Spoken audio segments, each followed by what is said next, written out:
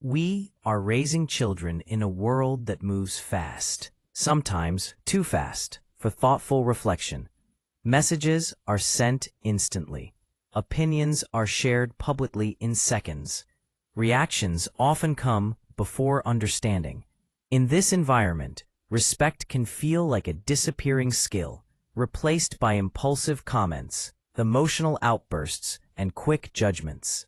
Teaching respect today isn't just about manners or saying please and thank you. It's about helping children slow down, recognize emotions, and choose responses that honor both themselves and others, even when the world encourages the opposite. Respect begins with self-regulation. Children cannot consistently act respectfully if their nervous system is overwhelmed. When emotions run high, the thinking part of the brain takes a back seat. That's why respect is not taught best in moments of discipline. It's taught through everyday modeling, emotional coaching, and repeated experiences of being respected themselves. A child who feels respected is far more likely to extend respect outward. One of the biggest challenges today is the culture of instant reaction. Kids see adults reacting quickly online, responding emotionally to comments, arguing publicly, and posting without reflection. Children absorb these behaviors, even when we don't realize it. That's why one of the most powerful ways to teach respect is to model pausing. When parents pause before responding, taking a breath, choosing words carefully, or saying, "I need a moment to think," they show children that not every feeling needs an immediate reaction. Teaching kids the difference between a reaction and a response is a valuable skill. A reaction is automatic and emotional. A response is thoughtful and intentional. You might explain it in simple terms. A reaction is what we feel like doing right away. A response is what we choose to do after we think. Helping children understand this difference gives them a sense of control over their behavior rather than feeling ruled by emotions. Respect also grows when children learn that feelings are valid, but not all behaviors are.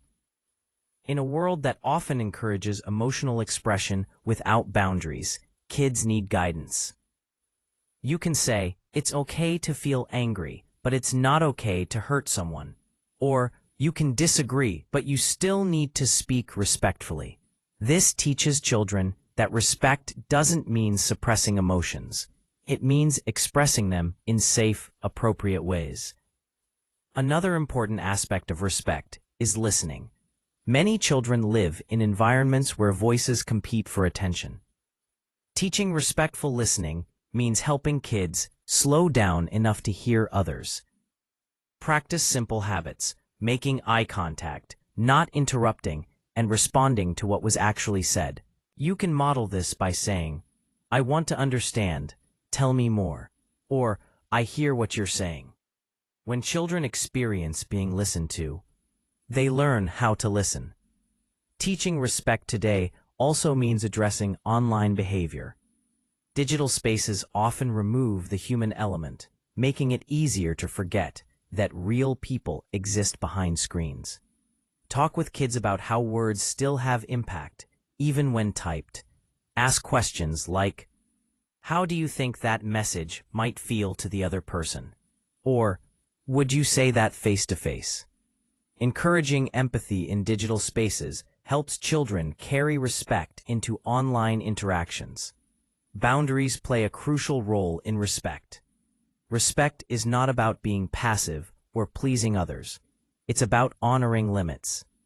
Teach children that they can say no respectfully, express discomfort, and protect their own boundaries without being rude. At the same time, help them recognize and respect others' boundaries. Phrases like "please stop," "I'm not comfortable with that," or "I need space" are respectful tools, not signs of weakness. Another powerful way to teach respect is through repair. In a fast-paced world, people often move on without acknowledging harm. Teaching children to repair after mistakes builds accountability and empathy. Repair doesn't require perfection. It requires honesty. Saying, "I'm sorry for how I spoke earlier," or "I was upset and didn't handle that well," teaches children that respect includes taking responsibility and making things right. Respect is also deeply connected to how adults speak to children. If children are frequently yelled at, dismissed, or talked down to, they may learn that power, not respect, controls relationships.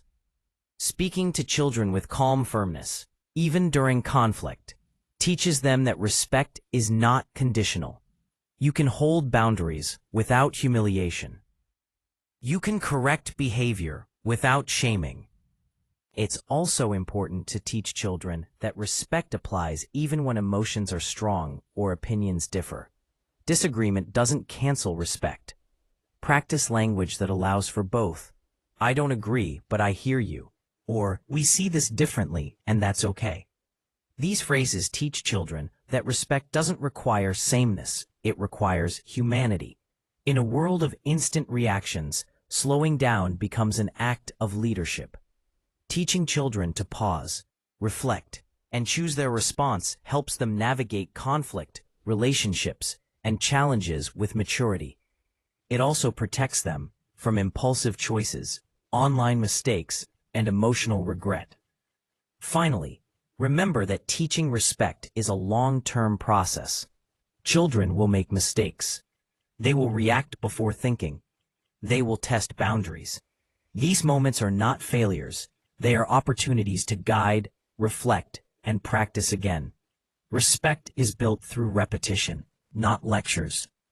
When children learn to respect themselves, manage their reactions, and consider others, they develop a powerful skill set that will serve them in friendships, school, work, and digital spaces. In a world that moves fast and reacts instantly, raising respectful children is a quiet, meaningful counterbalance.